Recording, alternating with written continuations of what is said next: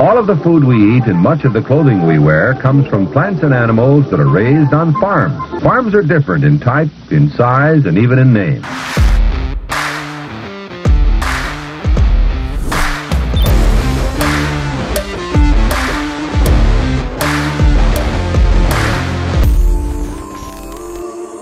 Welcome to Barn Talk. What happens at the barn stays in the barn, but not today. We're going to let it all out for you guys. Today is going to be another Barn Talk Hot Topics with one major topic to talk about, and I bet you guys can guess what it is. Back-to-back Hot Topics, because this is a breaking news, hot, extremely hot, lava hot topic that we have to discuss, and we can't wait any longer. But before we get into it, you guys know the drill. If you get any value from the show, share it out with the people that you know. The more that you guys do that, the more that this show grows, the more people we can reach, the more episodes we can make, the better guests we can get on, the more guests we can get on. We think that's the best way to grow a podcast. You know, we talk about some controversial stuff on here, and, you know, the platforms might not like what we have to say. We probably get a little bit of shadow ban going on. So if you want to help us in any way and you feel like you got any value, please, please, please, all we ask is that you share the show. Something else that you can do to help out Barn Talk is you can leave a review on Spotify or Apple and let us know your thoughts. That gives our show extreme amount of credibility to recruit some more guests on the show. So thank you to all that do that as well. Last thing you can do to support Barn Talk is you can support our direct-to-consumer meat business, Farmer Grade, farmergrade.com. We're running a 20% special on Wagyu sirloin steak for this week. We usually have a cut of the week that we're discounting every single week, and you can also use code BARNTALK to save 10% off your next order. So that's what I got for the great people watching or listen. How are you doing today, fine gentlemen, co-host, El Conquistador? I got nervous there when you were talking about five-star reviews, and you said we can recruit, and I was like, oh gosh, I'm getting replaced. He's going to recruit a better host. Well, I thought about replacing you today because you said you might not be able to make it, and I might have had to done a solo episode, but I said I can't do this hot of a topic by myself. I got to have my co-host in the cockpit with me. It was divine providence. You had to swing this. So we had to do some due diligence of sweet talking some people and make sure this could happen to get out of some duties. My schedule is pretty full. Yeah, both of our schedules are full. My brother's actually getting married this weekend, so Saturday, and we're prepping all the shit to make it happen. And Friday we're not going to get any work done. Saturday we're not going to get any work done, and Sunday we're going to be so hungover there might be a little bit of work that gets done, but it'll be a fun one. So this is how important you guys are to us. For longtime listeners of the show, my brother Trent is going to come in here tomorrow night. So you know the level of I don't know what you even want to call it. Excitement, paranoia, silliness, just nuttiness will go off the charts at about 11 o'clock on Thursday night. But anyway, we wanted to get this in. Strange days indeed, I would say. So our last episode just came out, and we were talking about the president, and we were talking about the President Trump running to be president again, 45th president of the United States, wanted to be 47th. And about, who is going to pick for vice president and all these scenarios. And then, boom, literally and figuratively, that was a crazy, crazy afternoon. He was speaking in Pennsylvania and almost got assassinated. Yep. And I told Sawyer, that's one of those things that, if you asked my mom or dad or my wife's parents where they were when Kennedy got shot, everybody knew. For my generation, 9/11 was a big deal, but when I was a kid, when the space shuttle blew up, everybody knew where they were. And that was just kind of a surreal moment, I feel like. And the photography, the pictures, there's a few of those that, I mean, that will be one of the most iconic images of all time in American history. In history. Both, you know, just kind of the graphic nature of it, and then the bold, the balls on our motherfucking president. Yeah.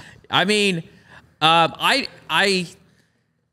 told my wife when we were watching it, and we were not watching it live when it happened, but we started watching very quickly after.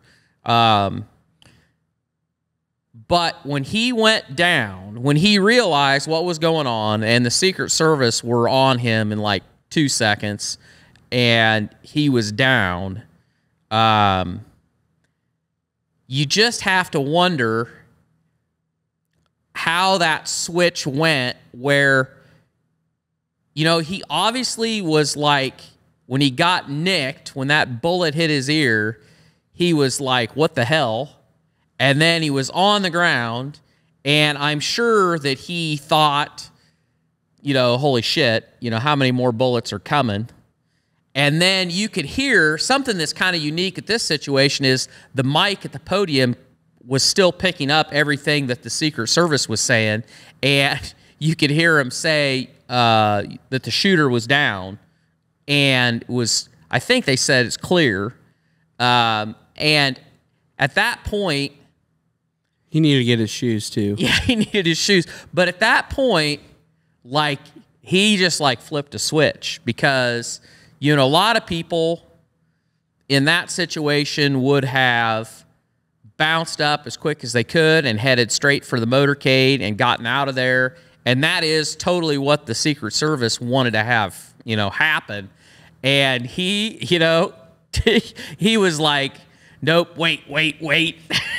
And that iconic image of him pumping his fist and saying fight, that, boy, now that was a moment. Well, here's the deal about that. So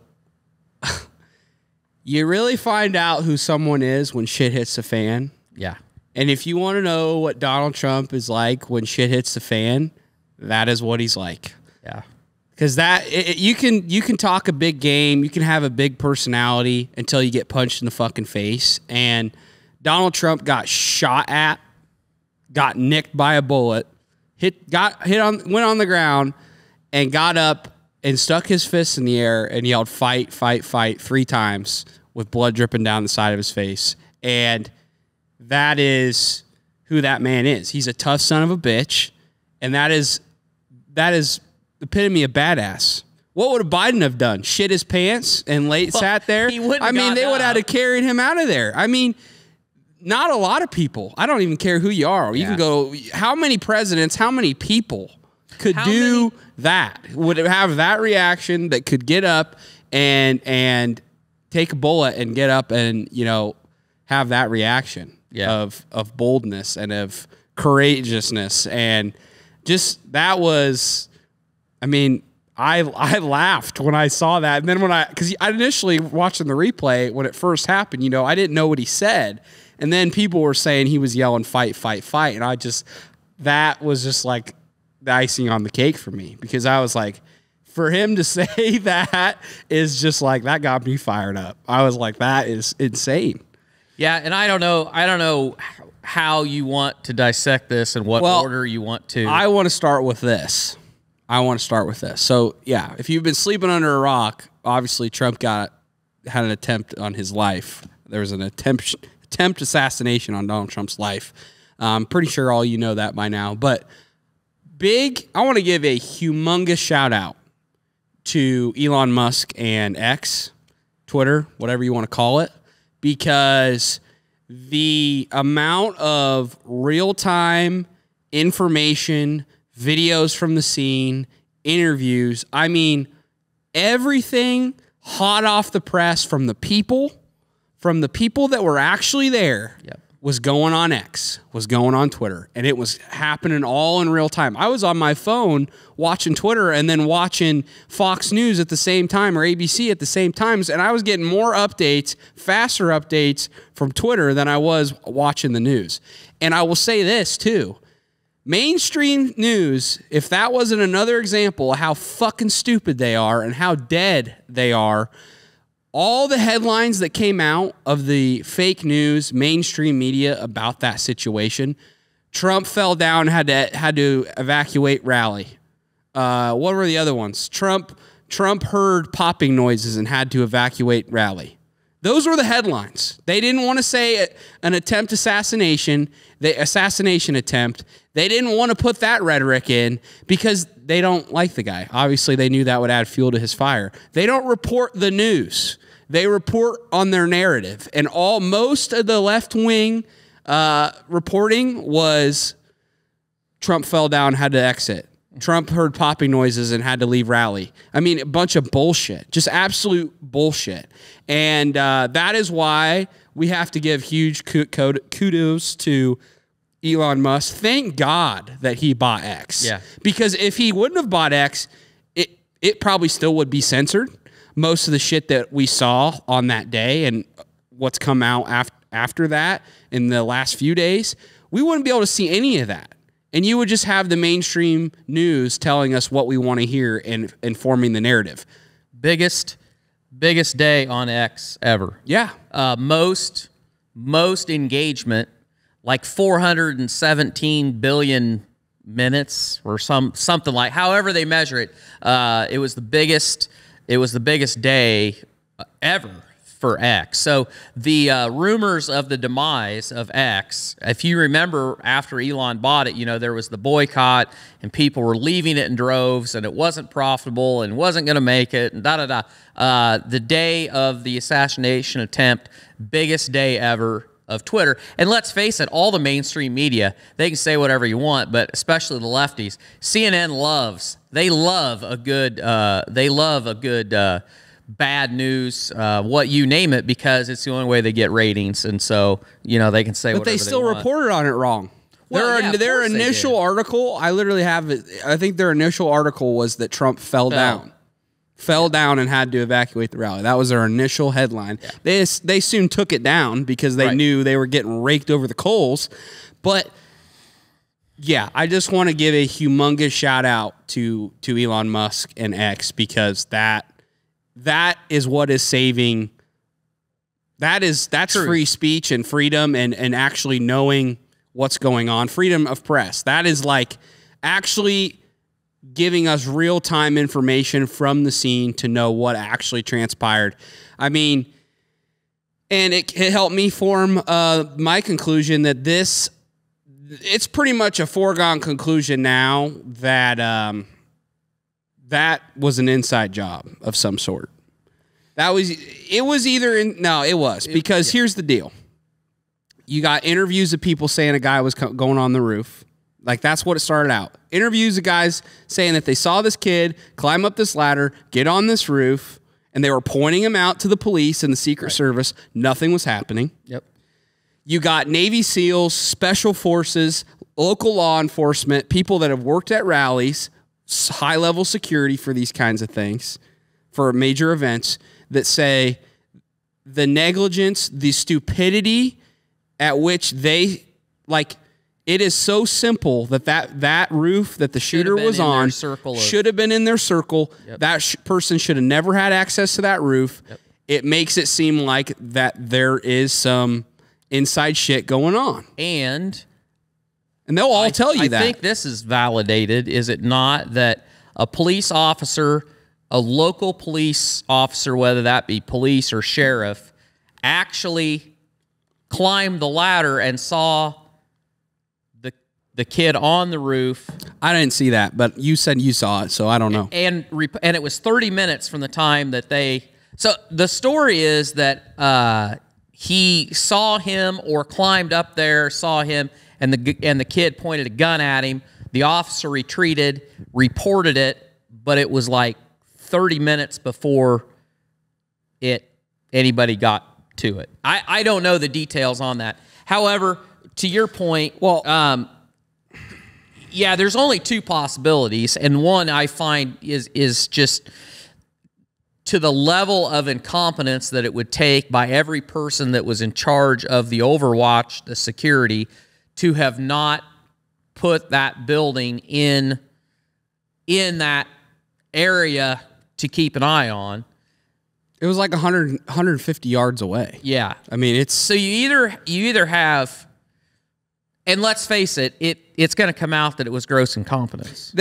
Well, the director of the Secret Service said that the reason that Secret Service, they didn't have people on that roof that the shooter was on was because it was too sloped. And if you look right behind Donald Trump's shot of the two snipers sitting right behind him, they're on a peak. They're on a peak on a slope roof. And if you look at the shooter that actually shot at Donald Trump, it's a much shallower, very flat, pretty much flat. And that was her response to the reason as to why there was nobody on there and why that wasn't checked. Yeah. I call bullshit. They are scrambling. They are fucking scrambling because they know they fucked up, and everybody reported on it, and everybody reported on it fast. And it's not just we just saw interviews of people saying this. So there you had this one guy that was a red-bearded guy, ginger, that said, I was pointing at the police to... There's the shooter, there's the shooter. But then you had real-time footage of people literally taking a video of him crawling on the roof like a few minutes before he takes the shots.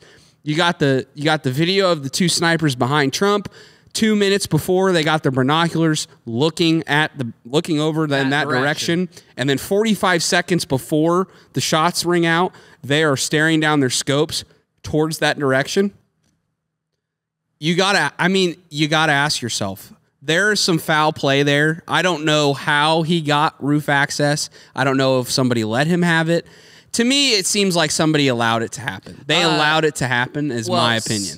So yeah, they weren't watching that. And the crazy thing is that series of buildings. So I think there's like 3 buildings there in that area, but that's where law enforcement. Like, that's where they were staged up as far as I think that's where they had all parked. I think all the parking for the official vehicles was there for local law enforcement. So it's not like it was an area that was, like, off the beaten path that nobody, wasn't paying attention. I mean, literally they were parking there. And there was people probably right across 15 to 20 yards away from the building that the kid was on. So behind that building... is residential area. So the guy that BBC interviewed, they were actually having a barbecue. They were having a get together. I don't know if it was his house or he was at that, and they knew the rally was going on, and they didn't go to the rally. But once Trump started speaking, they all decided to walk up to the corner across the street from where this building is, and so that at that point they're about a half a block or a block away from where he was speaking, and they couldn't see him, but you could hear it very clearly because of the loudspeakers, and that's why they walked up there. And he claims that he saw that guy climbing up there, and they called law enforcement and reported it. So that, and I think that's all been validated that happened. And then there's other people that saw him. There's video of people seeing him on there and pointing just before he shot. Yep. And then. I don't know if this has been validated or not, but supposedly he did purchase. Supposedly there is the trail of him purchasing a ladder at a hardware store a day before or 2 days before. But they can't. What I've heard is they can't find any evidence that he was into making bombs or like any like. Looking into this shit. Well, he's going to be a lone wolf. They've already wiped his shit. This is how it's all going to come out, as far as I'm concerned. So, on the one hand, it's going to be gross negligence on the security deal, and they're going to punt it back and forth because the package. So, when they say the package of protection that you get if you're a presidential candidate versus if you're the president or the vice president, they said this was a smaller package. So in other words, what they're going to say is the scope of what Secret Service was supposed to do versus the scope that local law enforcement were supposed to do, Secret Service had a smaller piece of that pie. And somebody's going to take the fall for it. Somebody's going to get fired that shouldn't get fired, because it's going to come out that there wasn't good communication between Secret Service and local law enforcement, and this building got lost in the shuffle and there wasn't oversight of it. And that's gonna be what that is. Do you believe that? The kid that shot, he is gonna be a lone wolf. He was a registered Republican, and although there's plenty of out there that he donated some money. Well, actually, that's not truth, because they thought he had donated some money to a liberal PAC, but it actually was somebody with the same name from a different county. They really don't know much about him, and you're not going to know much about him. But the overriding thing is it's going to be a level of incompetence, not with the Secret Service people that were actually there, but somebody with the planning, low enough level that nobody at the top has to take a hit. And they're probably going to push a bunch off on local law enforcement because they don't care about them. And then the kid's going to be a lone wolf, and he just woke up one day, rolled out of bed, and decided, you know what? Fuck Donald Trump. We need to get rid of him. And that's all you're going to hear. How far it goes. Do you believe that that's the truth? I don't believe that that's the truth because of the gross negligence as far as allowing it to happen. Yeah, I don't believe that, but I'm just telling you, if you're looking for answers, like people want answers, the only way you're going to get answers probably is when Donald Trump wins the election, because until then, there's nobody that's going to let anything out. And in the amount of time it'll be before that election is done, I'm sure that every shred of evidence is going to be torched. And there probably will be clean. There'll probably be another big event that happens even before that. But yeah, well, I want to say one other thing that has really kind of weighed on me in the time after this is, and I can't take credit for this because this really sparked my interest. I was listening to Tucker Carlson's podcast, and he actually had a guy on there that's Scottish, and he's kind of famous, done a lot of stuff, done a lot of TV kind of history about the Vikings. But they weren't talking about the Vikings. They were talking about a whole different thing. And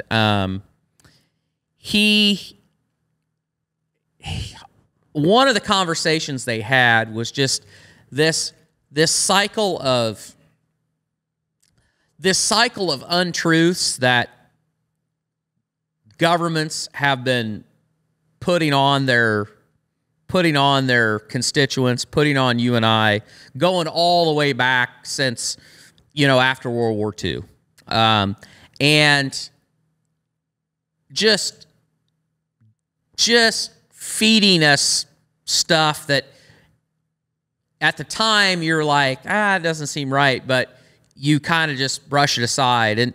And I think they really overplayed their hand. We've said this. COVID was the thing for a lot of people that was a wake-up call. But this situation, what happened here, to me, it's just, if this was 15 years ago, I think a lot of people would be more inclined to overlook it, although it's so blatant, I guess, as far as the incompetence go, that I don't even know whether people would take it at face value there. But given the environment that we're all in, people have got to just be, I feel like more and more people are waking up all the time. And when that happened and Trump got up, I turned to my wife and I said, there's no use in pulling Biden.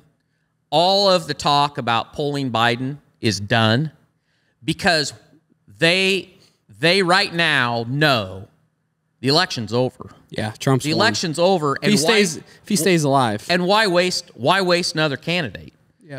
Like, why go through all the trouble? Because it really doesn't matter who you run. They have no chance. It's too big now. It's too big. And so you might as well just run Joe. And lo and behold, and I realize part of that is because of what's going on. There isn't a lot of talk about, replacing Joe, I think you're going to see that all just go away, and they're just going to let him run because there isn't anything they can do. But Tucker made this statement. He was interviewing somebody else, and I believe this 100%. And it's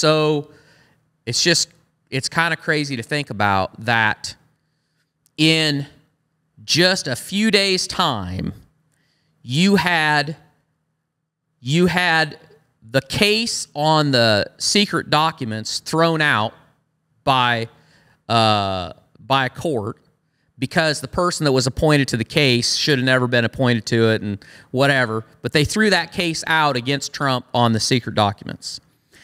Then Bill Ackman, am I correct on that? Elon and Bill Ackman, yeah. But Bill Ackman has been a big lib, a big Democratic donor. He came out and endorsed Donald Trump. Donald Trump has an assassination attempt placed on him. And then Elon Musk, who probably may not have been right where he was going to endorse Trump, but it's not a surprise that he is endorsing Trump, given the treatment that he's received from the Biden administration and the Democrats. He endorses Donald Trump. All of that happens within like a 4-day period. And it's so funny because the whole narrative and the whole outlook has changed just like that. Because Trump really seized that moment, but the political wind has shifted. And people are waking up, and this was the icing on the cake. Yeah, this was just like that due north moment where everybody just said, wait a minute, and saw his reaction, and they realized that all of those people that have been telling you that Donald Trump is just this rich guy that is an egomaniac, and he's all in it for himself. No, that guy that got up and pumped his fist and said fight, that guy is not in it. He is not in it for his own personal gain. He is in it because he believes the shit he says, and he is in it because he is truly as concerned and as afraid for the future of this country as you and I are. Yeah, he loves this country. That's what he's doing it for. 1,000%. Yeah, I 1,000% agree with you that it's the icing on the cake. The other thing is, everybody's also observed, you tried putting him in jail, you rigged the justice system against him, now you try to take his life. Yeah. I mean, that's also a wake-up call for a lot of people to say, you know what? People might have had a point when they were telling me that the justice system was rigged to try to get Trump thrown in prison. And then they said, well, if that doesn't work, they're probably going to try killing him. And that took place as well.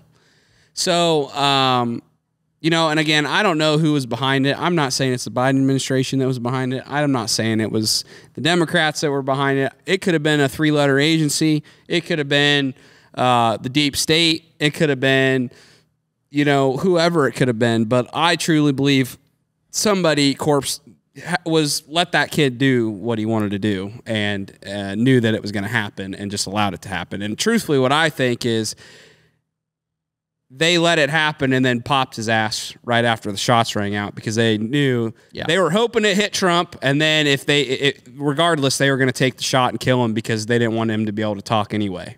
So regardless if he would have killed Trump or not, they're going to have that kid dead because they're not going to let anybody talk to him. And that just goes back to the machine,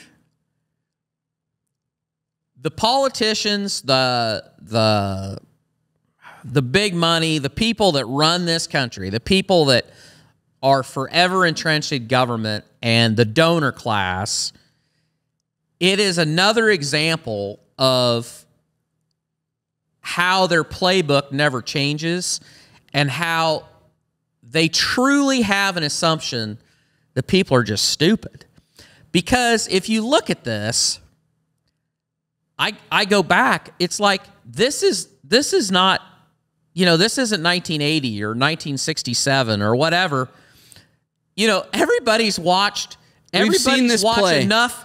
Everybody's watched enough thrillers and seeing how you can plan something like this. And I realize, a lot of what people consume in that genre, I mean, that's fiction, but it really makes you think. So they talk about life imitating art. Well, if you were going to set somebody up to kill the president, you don't get somebody that has connections, that has a tight-knit family, that has friends, that has a job that is has a lot of exposure to other people's. No, you find that person that is a lone wolf. You find that person that is so average and so unconnected that you can make them go away, and there's very little information out there that you can tie them to anything. I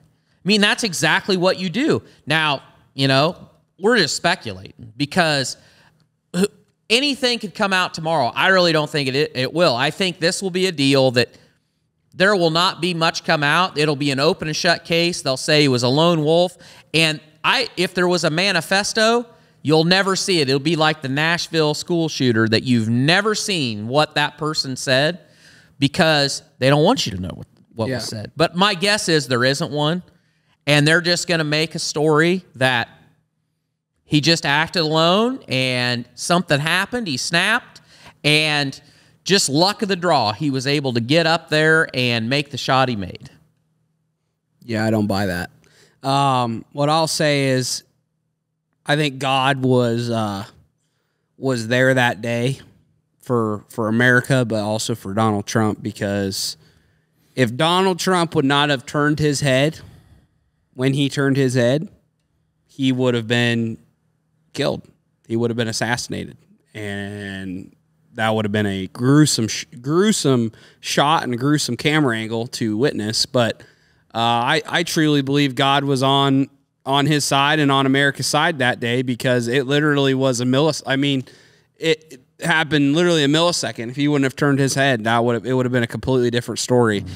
And I also want to say, we sympathize and sending our prayers out to the families, or the family, the firefighter that lost his life there at the rally. That's tragic, and the people that were injured as a result of the shooter, that's also tragic. So prayers to those people and their families.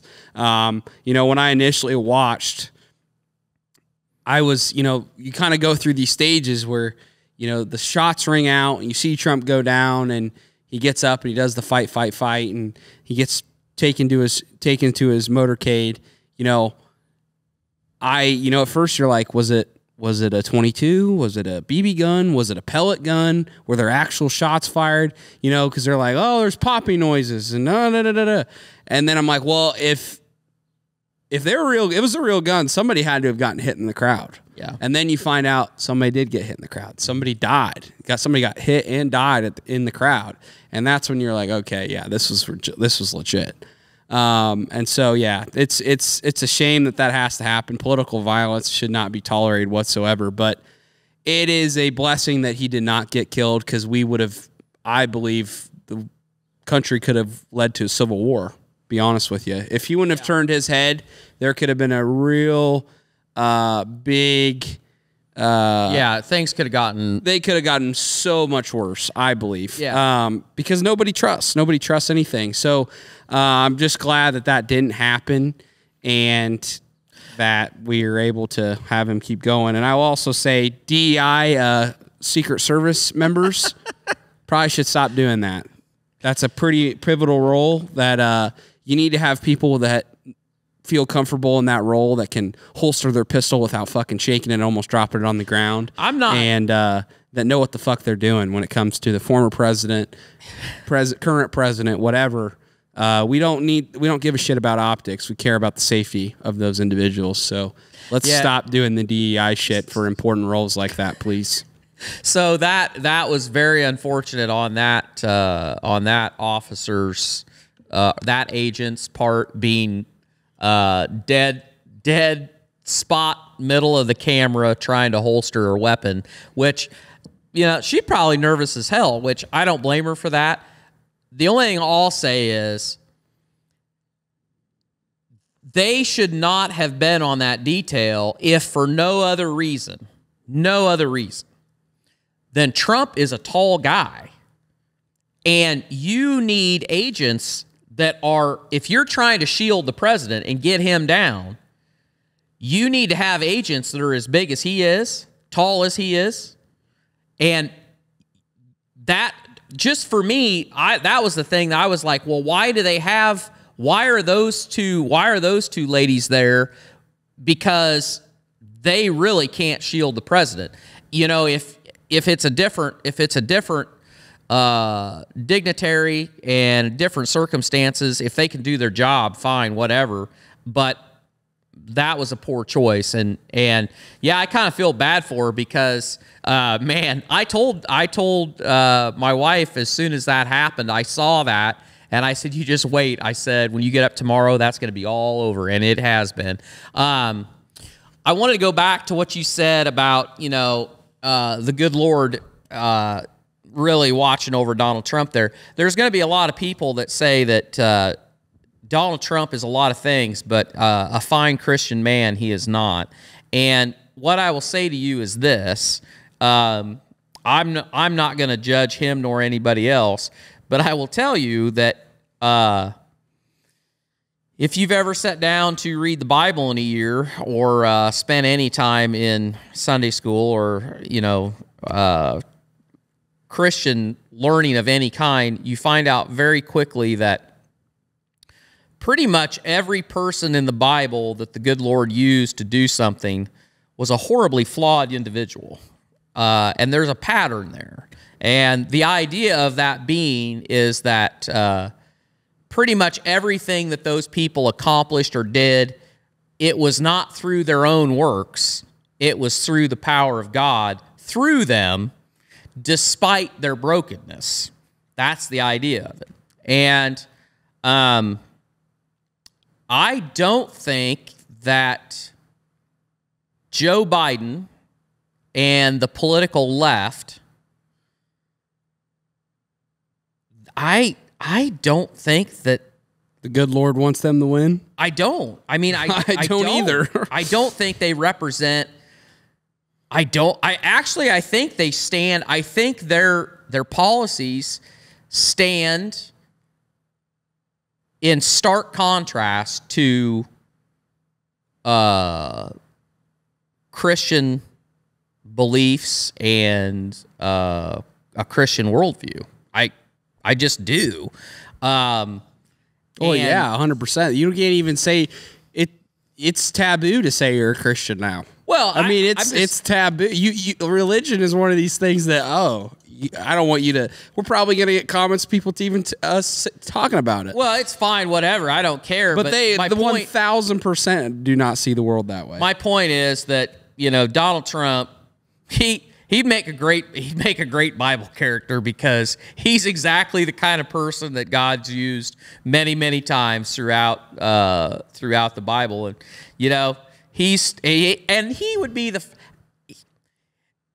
he's done a lot of things wrong, but for this country, you know, he's done a lot of things right, and he's the best chance we have right now to put her foot in the crack of the door to keep it from going shut on this country headed in a really, really bad direction. And it's going to take more than one. It's going to take more than one term. And so he picked J.D. Vance. No, I'm not done yet. Okay, I'm going to keep going. Anyway, I'm glad. I believe that the good Lord was on his shoulder that day. And yeah, I mean, you can say whatever you want, but he's exactly the kind of person that the good Lord's used many times. So yeah. So what I'll say is, for the people that are saying that this is fake, that this was total faked and staged, fuck you, because I think when innocent people get killed, innocent bystanders get killed in the crowd, that the whole idea that it's staged and fake is bullshit. I've seen videos of people making fun of the situation and like reenacting it and putting ketchup on Donald Trump's ear, and the people in the crowd putting ketchup. People that got killed in the crowd, they were putting ketchup on them to make it seem like that they died, like pretty much saying that it was fake, that it was a skit, that it wasn't real. And there are some trolls in the comments that are saying that on social media, and you know, I think that argument is complete bullshit. I don't think.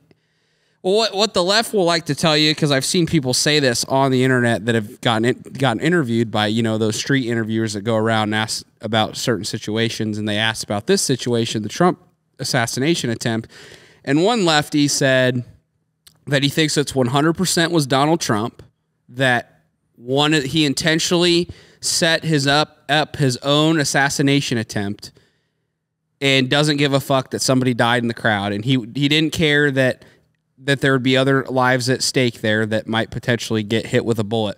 So his theory is that Donald Trump set up his own assassination attempt and must have been able to turn his head in the precise time, knew exactly when the bullet was coming, and turned his head so it wouldn't hit him right in the brain.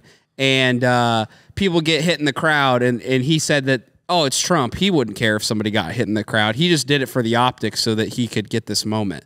That's what people are saying. And to those people, I just want to say you're completely and utterly brainwashed. You are completely lost, and you should be ashamed of yourself, because that is sick. That's kind of fucked up.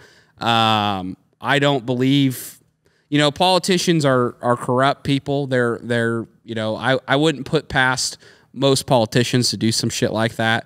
But just how that situation played out, I don't believe that it was staged. I really don't. I don't believe that could even be a possibility with random civilians getting injured and killed. And if Trump was the one that, quote unquote, set it up so that he could have the glory, you can't tell me that he knew exactly when that shot was going to ring out and to be able to turn his head at that millisecond, turn his head. I mean, it just doesn't add up. It really doesn't add up.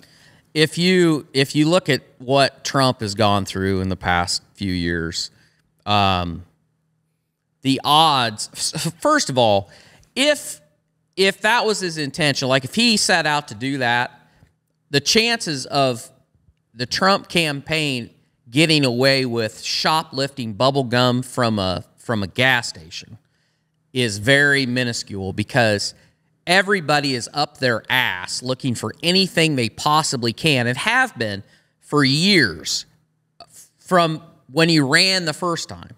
So to put together a conspiracy, to put together something, an operation like that within the Trump campaign is, here, if you flip the page and you say it was the government, you say it was the political machine, the Democratic Party in power, you say it was them that did it, that would be incredibly difficult. That would be incredibly difficult. However, compared to they're the party in power, they're the party that have all of the three-letter bureaus in their pocket, and everybody is one of their soldiers in lockstep. If they couldn't do it, there is no fucking way the Trump organization could do it, because they have nobody working on their side. And again, they tried to look at what has happened in the past. They tried to throw him in fucking prison to get him off the ballot. Why do you not think that the next logical conclusion would be, well, if we can't take him off the ballot and put him in prison, we might as well put a bullet in his head? Yeah. I mean, look what has happened. Yeah, I mean, Jesus, that's more likely the government or whatever, somebody behind the scenes allowing this to happen intentionally is more likely than Donald Trump faking his own assassination attempt and getting an innocent person killed. So to the 100%. People that are saying that, go fuck yourself. That is ridiculous. I also want to address a comment, because I did post that. We did post that shit on our social media, that Trump picture of Donald Trump. That is going to go down as one of the most badass pictures in American history. Yep. And damn right, we're going to post that on social media because everybody was posting it, and I want that to sit on our feed for the test of time. So we posted that. We got a lot of good response from people, but we had somebody criticize us and said, his policies didn't help U.S. farmers. His trade wars led to tariffs on pork, which decreased the global demand for U.S. pork and resulted in lower prices for farmers. His crackdown on immigration led to a labor shortage in U.S. farms. His administration granted waivers to oil refineries, allowing them to bypass requirements to blend ethanol into gasoline. This led to a decrease in demand for corn. He rolled back several environmental regulations. As a farmer from outside the U.S., I cannot fathom why U.S. farmers would want to support him. And what I say to you, Shane, about that is electing Donald Trump as our president. As a farmer, I'm not sitting here and solely thinking about myself in this decision to elect Donald Trump as our next president. I am electing Donald Trump because I believe if we don't elect him, we're going to lose this fucking country. There will not be U.S. If we do not get out of the shithole and the shit situation of the establishment running this country into the ground and having a leader that's willing to go against the establishment every step of the way, that's going to do right by the American people and by America to save this country, I'm picking that person a million fucking times. I don't give a shit. I don't give a shit if we don't make as much money as farmers, because at the end of the day, if he's going to save the country and get America back onto the right direction of becoming a better and more thriving nation, becoming a more secure nation, that's what I give a shit about. I'm not just in it. And I'm not just electing a president based on if farmers are going to make more money or not. I mean, yeah, obviously we'd love to elect somebody that would hopefully support farmers and support us in ways that we could make more money. But the situations are dire. The situation that we're in America is a shit one. And we need somebody to come in here and change things fast for the betterment of the American people. And I believe that's Donald Trump. I'm not talking just about farmers. I'm talking about the American people as a whole. I'm included in that, and everybody else is included in that. So to wrap your head around that, that's the reason why we would support Donald Trump. We're not just in it for ourselves and how much money we're going to make. We're in it for the fucking United States of America, and that's why we're electing Donald Trump. So there's your answer. Well, I'll leave my farmer hat on. And I don't know where is he from UK? He's from Ireland. Okay. Pretty sure. Okay, so here, I'll leave my hat on. We don't want what you have. We don't want what you have. Europe is basically lost. And if you're from Ireland, you're even more fucked than the rest of them because you don't even have a voice. You're getting totally screwed over by the English because you don't even have decent representation, and your government is that's a talk for a whole nother episode. But we don't want what you have. And Donald Trump his policies were not the best for agriculture. However, the president we have and the machine that we have are anti-farmers. They don't want independent farmers. They want corporate farming. They don't really want people to own land, people to own their own property, people to own their own homes, their own businesses. They want you to own nothing. They want you to be a fucking slave. And be happy. Yeah. They want you to be a serf. And this isn't just the left in the United States. This is your government. This is the Europeans. This is the G8. For the vast, vast, vast majority of written world history, serfdom, feudalism, slavery have all been, that is what the vast majority of human history is. The idea of personal land ownership, the idea of personal representation and representative government has only existed for a very, very, very small amount of time. And in your country and in Europe, it is going away so fast. You are looking at isms, and all isms are bad.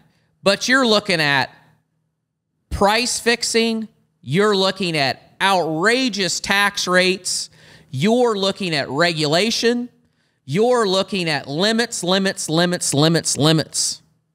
I'm not voting for Donald Trump because I want him to get as much pork into China as what we possibly can, because I think the Chinese time in the world of being a dominant player is going to come to an end so fast people aren't going to see it coming, because their population is going to collapse, and we've talked about that. But I'm voting for Donald Trump to stop what you all have that is trying to come here. Joe Biden, the Democrats, anybody that were to run in his replacement, they're all for it. They want it. They want one world government. They want serfdom, feudalism, non-representative government. They want to run it, shove it down your throat, and you better just take it. Not interested in it. That's why I would vote for Donald Trump. Yeah, thank you for the comment. I appreciate it. Yeah, that really pissed me off, not going to lie. That did piss me off. And all I'll say is it's about the longevity of how we want to elect somebody that we're going to be able to keep farming for more generations than just us two right here. We want to keep this farm going on, and the way it's going down in your country and in Europe is, I don't know how many farms are going to even survive. Way less. Farms are dying over and over again over there because of the regulation. So longevity of being able to even farm in Europe is going to be up for debate. But we're hoping that when we elect somebody that is for the people, we can change the tide, and we can, we might not get the best prices during his presidency, but at least we'll be able to farm for a lot longer time and not get regulated and pushed out of the business. So that is all we got to say on that. Had to bring that up because I just had to bring that up. It's for the people. It's for the American people. It's not just for putting money in your pocket. And again, a lot of the economy outside of just agriculture was booming. So we're farmers, but we're not just farmers either. So keep that in mind. We make money. We try to make money in other ways too. So that's really all I got for it. He did pick J.D. Vance. He did pick J.D. Vance, which do you think that's a good thing or a bad thing? I think it's good because he's young. I don't think it matters, period. He could have picked fucking Joe Schmo from the bar and made it work, and people would have loved it. But I think it's good J.D. Vance got it because he's young.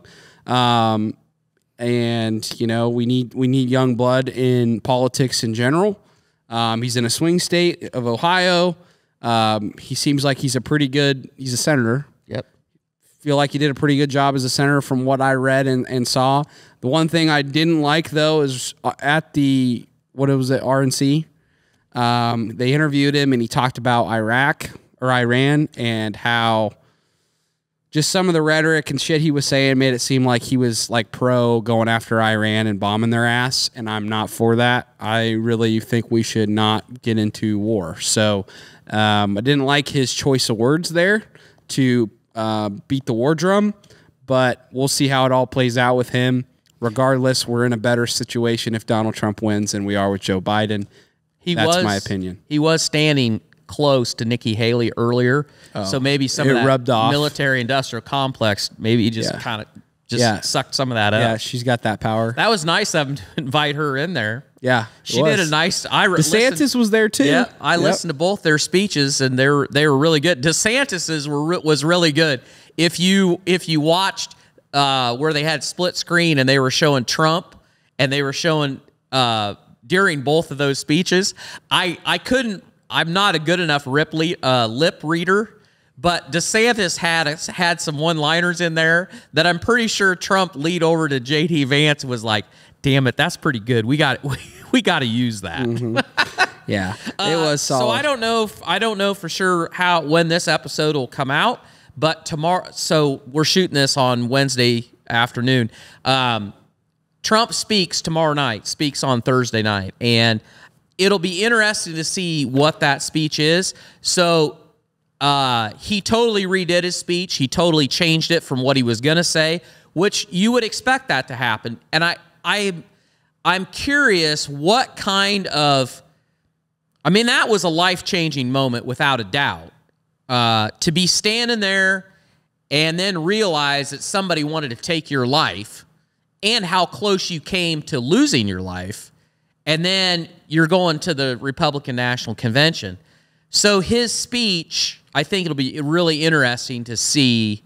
Obviously, nobody knows what he was going to say, but it'll be interesting to hear what he does say after that experience. Yeah, I'm looking forward to hearing him for sure. I'm looking forward to listening to that speech and watching it because it's just, yeah, I think we should all be happy that that assassination attempt failed because things could have looked a lot different than where they are now. And I'm glad that he is our nominee, and I am glad to support him. And that level of courage and strength to get up like he did, and the boldness that he did, showed me a lot about the kind of man that could lead our country. That looked like a leader to me. That looked like that's somebody that's not going to back down and that's going to stand up when times get tough and when the shit hits the fan. That showed me his true character. So kudos to him in that situation, because I know